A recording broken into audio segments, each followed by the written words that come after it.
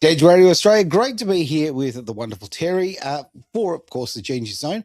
Great to see you here, Terry. Are you ready for this? Is going to be an unusual show. I normally want to jump in with a bit of enthusiasm, but this one, I don't know how I feel about it. I don't know. Well, Happy New Year. That's the first thing I would like to say. So regardless of circumstances or life or whatever, Happy New Year to everyone for the Genius Zone. Yep.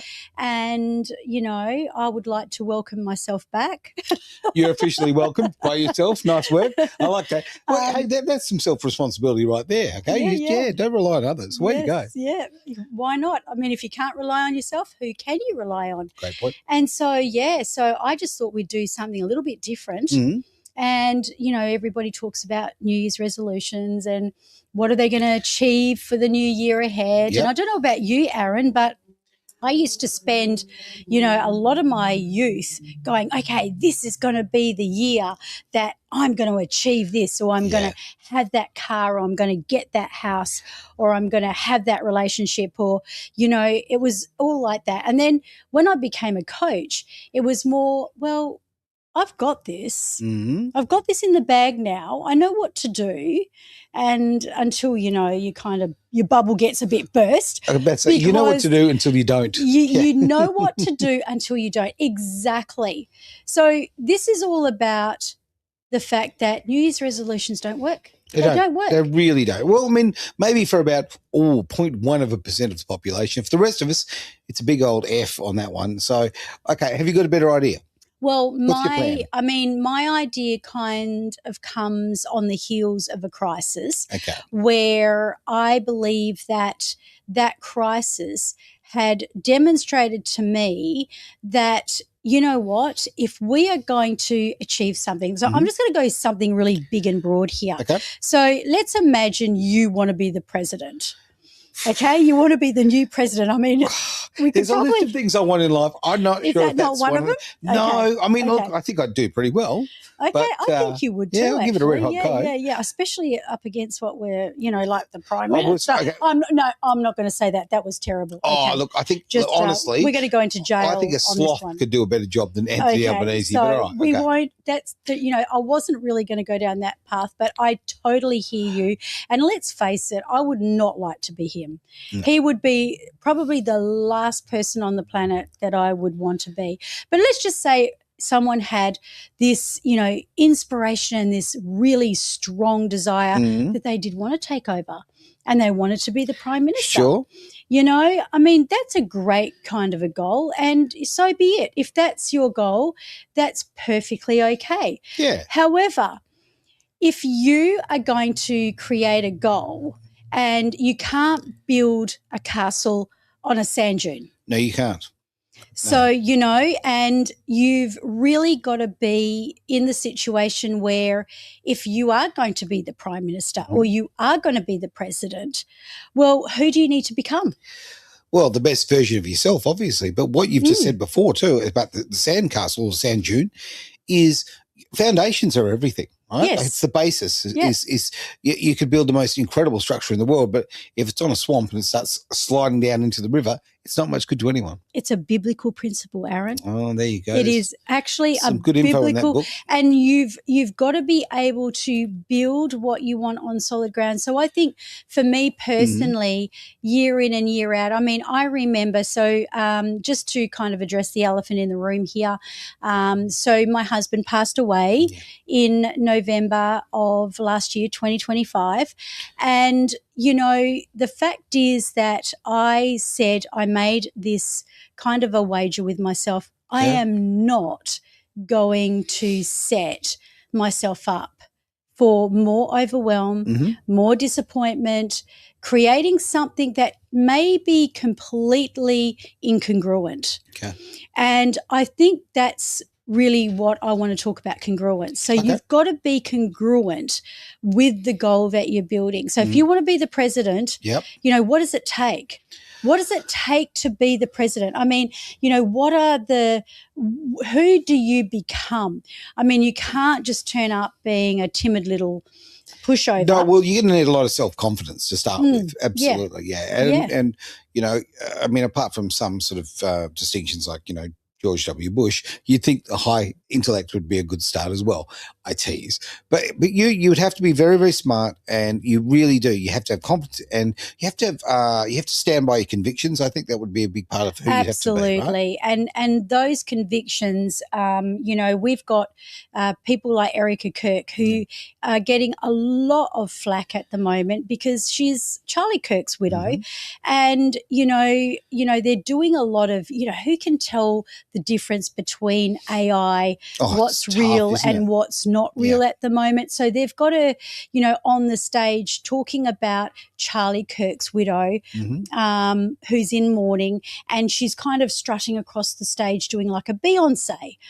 And, you know, the fact is that a lot of that's just AI. But when you sit down, and the other thing they pick up is they're using her eyes. Okay. So her eyes, whether it is AI generated or whether it's real, she has a burning fire in her eyes. And it's it is a look that don't mess with me. Do not mess with me. But the girl has just lost her husband to who was fiercely assassinated. Okay. You said before, elephant in the room, I'm going to be really harsh on you. We haven't talked about this, so sorry to throw this on you live, okay? But this comes down to perception of people who have, like, you've just lost a loved one. You've just lost, a man you've spent so many years with, a man you love so very much, okay? Now, perception of people and how they expect you to act, how they expect Erica to act. Like expectation, exactly. And I think a lot of people are very, I mean, I think they're unfair about, okay, what's your expectation? Are you supposed to wear black and just be in mourning for the rest of your life, right? Exactly. Or are you supposed to go out there, you know, like Erica Kirk, who's actually gone out and carried her husband's legacy. Right? Because it's not just his legacy. I mean, it's obviously a legacy that so many people are involved with, but he's obviously the figurehead of it. She's the covenant. She was she was the wife. If you do the research, which I've just done, she is no longer his wife. Okay. So when a person becomes a widow, they biblically and legally, what happens is they were under the covering of their husband. Sure. And, you know, what a great covering. And Charlie Kirk had a lot to say about, you know, the marriage covenant and, you know, what that looked like. And then when they die, that goes under God's covering. Okay. So, well, this is what it said biblically, whether you want to believe it or not. I think everyone's got a different opinion on this. You know, there's going to be opinions and, you know, if you're talking in terms of this woman, I believe that she has become who she is as a result of the death of her husband. Well, okay. She's felt, I'm going to assume, she felt the incredible pressure to step up and take as much of his role as possible. And I mean, and what a role, right? Huge. But again, this goes to everybody in life who's been in a situation where they've lost a loved one or they're put into a situation that where you need to step up. Yeah. Right? Yeah. And again, balancing you stepping up to that level, also the expectation of others and the pressures that come from others. Yeah. And I think that, okay, coming into the new year, the whole idea of the New Year's resolution, which I'm not a fan of New Year's resolutions myself, right? Yep. I don't blame you. I'm keen on, hey, it's a new year, I'm going to give this a crack, right? But not setting something in stone, or just, you know, basically a little attitude tweak rather than a particular set goal. Well, you know, sometimes it takes a crisis to happen for us to really build solid foundations.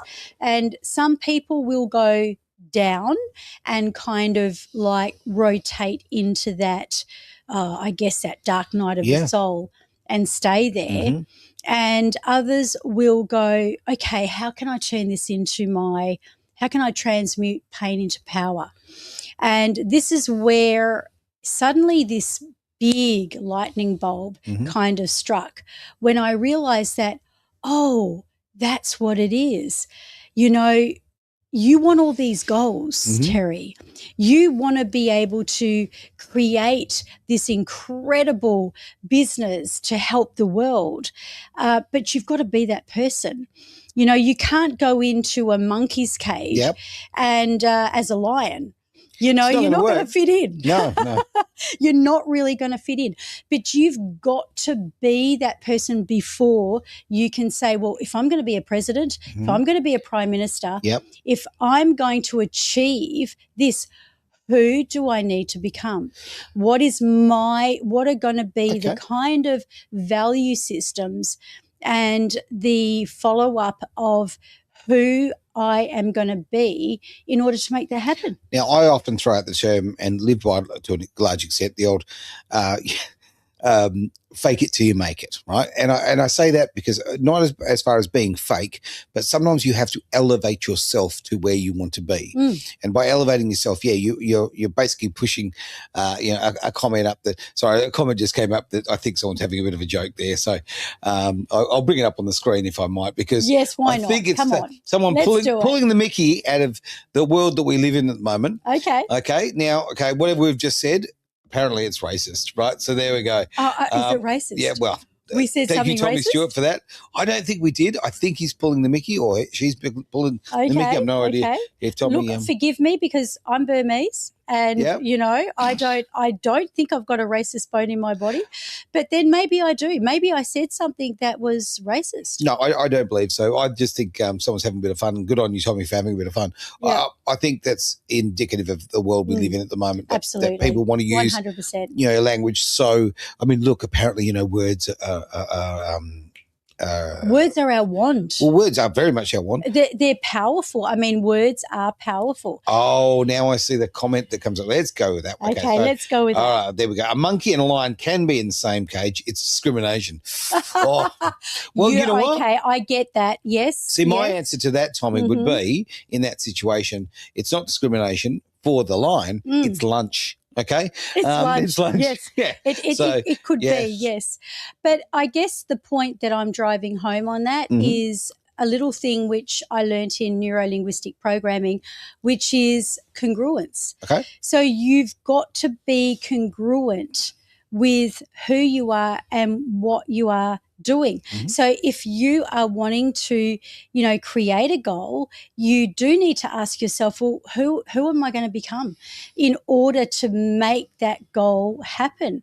I mean, are you requiring more peace? Are you requiring more passion? Are you requiring more anger? It could even be that you need to get angry with the world. Maybe you need a little fire in your belly. Is that what you're saying? Absolutely. Okay. Yeah. So fire in the belly, like, let's face it, a lot of people who are, visionaries and have created, and I say that as in they've already created it. So they've created great things in life. They had something that made their blood boil. That's so true. I mean, I can speak of it in my own life. I can speak of so many people that I've known that they've had adversity or something that's gone that just spun their entire world, not 180, probably 360 and then some. Yeah. And they've got that's what's been their life-changing sort of event that's made them step up and maybe take a different path. Another comment coming through from Damo. Great to see you. Good evening as well, mate. Good to see you. It is the sexy Damien. Look at that. And there we go. I love a bit of self-promotion, mate. It's good on you. Absolutely. Got to do your own advertising. Own great. it. Yeah. 100%. Yeah. So I completely feel in terms of, the monkey and the lion, everybody's got their own strengths, but I think you've got to be able to go, well, as I'm standing here, because one of the biggest reasons that so many New Year's resolutions fall flat and things don't work out, like people go, I'm going to do that diet. I'm going to sign up and do that membership. I'm going to go. I'm going to go to the gym every single day. Yeah, good luck with that. And then they don't. No, they don't, because and also on New Year's, it's a big evening. There's a few of these going on. You might be a little overly confident about the next 12 months. Yeah, absolutely. Yeah. However, you've really got to be looking at the fact that, okay, so for me personally, I don't want to set any New Year's resolutions, because this is more about if I can become the person that I am called to become, then isn't that going to be easier to achieve my goals. Agreed. Look, and going the easy route's not always the smart one. No. I mean, it's easy, so therefore it can be the path that most of us might travel. But at the same time, okay, tell me if I'm reading this wrong. I mean, I think just a lot of people set themselves up for failing because they just go, no, look, I'm going to set the bar up here, and they can't possibly achieve it, right? Yeah. Because sometimes, okay, you don't have to go to the top of the ladder. You can go, 2026, I can just take 2 runs, right? Okay, runs rather. Next year might take a couple more, right? You can build on your life, and you can actually, improve yourself and I don't know. You hit the nail on the head when you said you're setting yourself up for these expectations, and then your subconscious mind is going, you're never going to do that. You're not going to be able to lose. Is that the little devil that sits on your shoulder? Yeah, it's like that, so it moves us into procrastination. Yeah, okay. And that's when, and so many of us go, well, I'm going to set out and I'm going to achieve this and this and this and this. And then you're overwhelming your brain. So your brain is kind of doing this complete flip. And then, what's actually happening from there is going, I'm bailing. I'm out of here, right? But the fact is, if you can be completely on board with yourself. So let's just take let's go with weight management, shall we? Okay. Shall we pick on, because a lot of people say maybe we'll go there, and I hate to interrupt you, but I've just seen Tommy's put a comment up there, which I'm not going to bring up on the screen, only because of the algorithms, mate. I actually will mention what you've said, because I think what you've said is really, really important. But let's face it, if I bring it up on the screen, that YouTube, we're going to go in jail. YouTube, we're going to have a fit. We're going to be in jail. Yeah, we don't Facebook want that. Jail. Now, Tommy's actually put, life's about getting a paycheck and keeping something out of your mouth, a product that could. Got it. Yep, you got it, Saz? All right. I got it. Okay, yep, all good. So I want to say, look, Tommy, don't think that way, mate. And I know it's really easy for me to sit here and say that to you. I don't know your situation, but I can honestly say I've had the odd tough situation in my life, and I don't think anybody could ever accuse my life of being easy. So I get that, mate. I get that philosophy. I do, but that is a very, very negative place to be staying and to be living, and a mindset change would be probably a good thing. In some ways, I might disagree with you on that, okay, because, maybe for Tommy it is about a paycheck and keeping that thing out of his mouth. But, right. I mean, the fact is that, a lot of people are just doing a 9-to-5 job. Oh, they are. And that's not a goal. So we're not talking a goal on that, Aaron. We're talking about a survival, livelihood, 9-to-5 job. Okay, here's going to be my little answer on that. Okay, why survive when you can thrive? Right? Okay, that's like that. Okay. And I will also say, Tommy's put a comment about the fact that it's a Anchorman quote, and it is a good movie, mate. And stay classy, right? Absolutely love that. A big hello to Lisa. Lovely to see you there. Hello. Hi, Lisa. Very, very nice to see you. And I haven't seen you since New Year's Eve, so it's been so long. This is it. Yeah, there we are. I do have a question though. So one of the community did come in and say, well, Terry, if you are saying that you need to be or become the person before you achieve your goals. And remember, we're talking goals here. We're not talking livelihood. Okay. I mean, I think we are extremely blessed if we do get paid for what we love. Yeah. And we love what we do. I believe that is a massive blessing, right? And in terms of being able to really be able to become the person that you are called to be.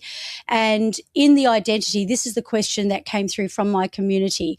Somebody in my community said, so what you're saying is that I need to completely change my identity. And the question is, well, who are you anyway? Who are you?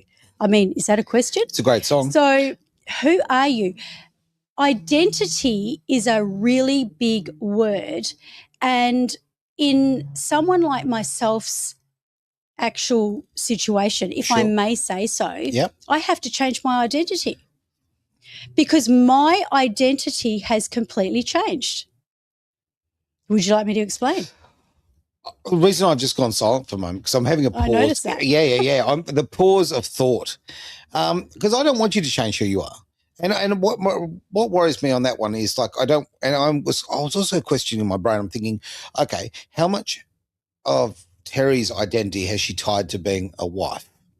Well, it's not about being a wife, but if we bring it back to, okay, about the, subject of becoming who you are going to be, I find that, we all have reference points in life. No so question. this is not just about me. This is about everyone. You might have a dog. And if you spent hours a day with that animal, and you loved that animal, and then suddenly the animal died, it's like, well, what am I going to do in the morning now? And who's going to love on me at, when I get home from work? And who's going to wag their tail, when I've gone for 5 seconds and then, it's like you've been gone for 5 years with that animal that loves you. So it's about reference points. All right. So, I remember my husband who passed away said, he lost his eldest brother. So he said that was a huge reference point because that brother, was placed there. So what happens is the whole map changes. So it's not really about being in a situation where you change your identity to the world. It's about who you are to yourself. Like, because you've got so many reference points of, I associate myself with this when it comes to making decisions about buying a house, or I associate myself with this when it comes to sitting down and watching Netflix at night, or I associate myself with this because, I'm going to book a holiday and go somewhere, and that person is no longer there. So what happens is it's like this puzzle that kind of gets thrown up. So all of a sudden you've got, where do I go from here? But the answer to that, if I can bring this to an audience of becoming who you are, it's about be who you want to be. So you've got to become the person who you want to be, because we are human beings. We're not human doings. And we get lost in the do. And I've got to do this. And I've done all these vision boards, but I think society none of them puts are a lot of working pressure on us to do that sort of thing, right? And I'm not a vision board person, and we've talked about this many times before. It's just not me. But we all need to know our own currency, and for some people, that is the currency. That's the thing that inspires them, and that. For me, it's absolutely not that way. But I as you're saying these things to me, I'm running through my head. I'm like, I mean, in my life, I've got a very definite point, right? Like where I changed as a human being. Okay, So it's almost like a, I don't know, like a before Christ, after Christ, yes, AD situation, right? Because you'll never be the same. I will never be the same person I wasn't back in exactly, right. Yeah, but you've also got to decide how much of that person, of the old person, and the spiritual, I don't know, the energy, the core of the person, the ethics of the person, the morals of that person, how much of that you want to bring with you.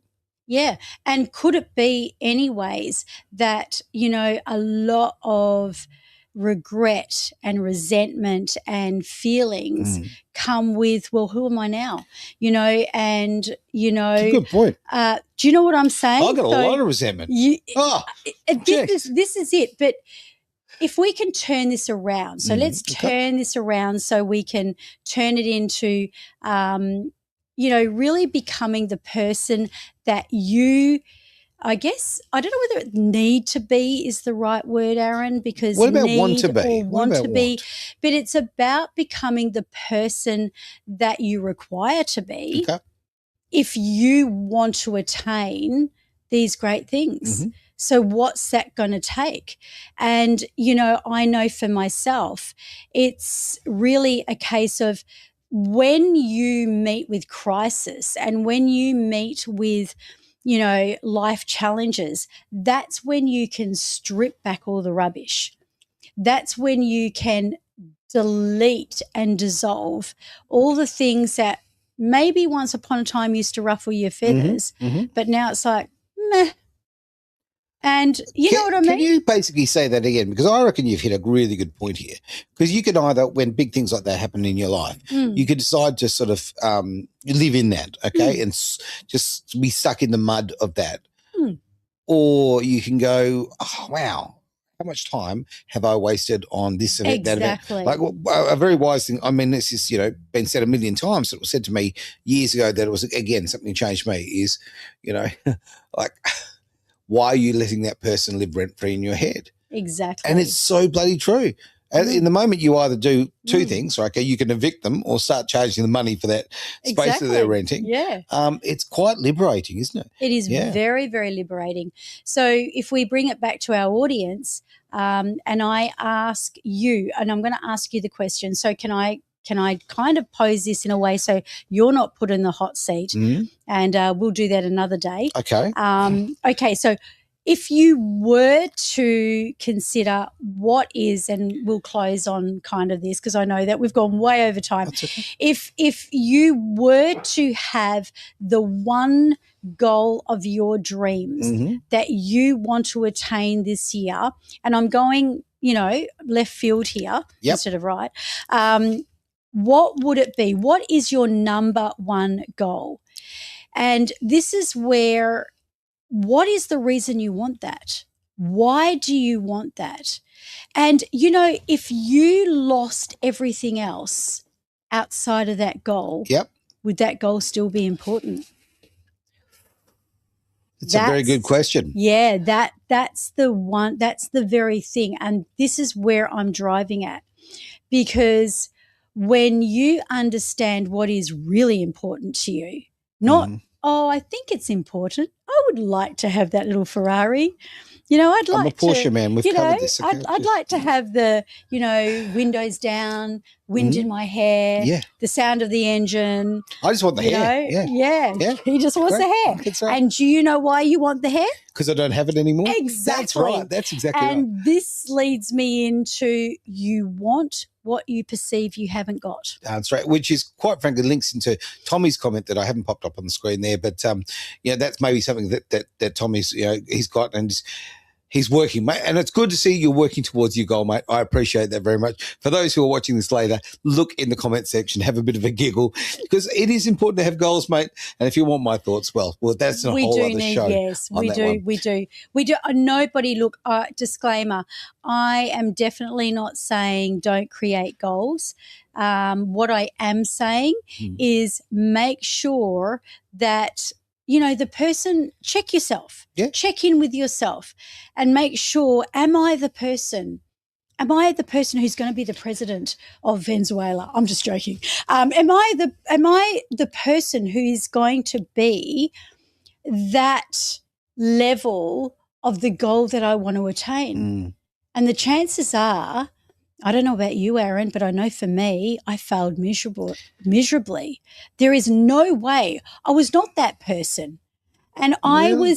I was being taught out of other people's doctrines. Yeah, okay. And I was being taught out of other people's expectations and maybe my own, but they didn't come back to my true value system. And, when you can really get very, very clear with your goals, and I think that's the biggest element here, is that the reason people do not attain their goals is because they're not clear enough about it. Like that person who wants to lose weight. Yep. But if someone had a shotgun against their little girl's head and they said, you know what, I'm going to give you your little girl back, but you need to lose 10 kilos. Jeez, that's a tough campaign, to put it mildly. Good to see so many lovely comments going through and all of that. Do you know what? This is a great opportunity just to throw this forward. If you would actually like to catch Edge on the run, get onto edgeradioaustralia.com, which is our website. You can listen from there, or you can grab our app and you can listen with the app anywhere in the world, obviously from website as well. But if you want to talk to Terry and you want to get some of this wonderful insight and sort of really, look, work on your life and getting the best getting the best value for you, where can we find you, Terry? Well, you can go to terrymessenger.com or just find me on socials. But I think what's really, really, really important here is that, I would like to say, would you like to come onto the show? Would you like to actually sit in the hot seat right here and get shot down in flames by Aaron and the rest of the – no, Tough seriously. Would you like to sit in the hot seat and actually discover what your true why is? Because that could be the biggest reason that you're just not getting what you want. Here's the thing. Edge is not about your typical corporate media. We don't care about propaganda. We don't care about selling narratives. Actually, you know what we want to do? I certainly speak for myself. I'm about improving people's lives and giving people a voice.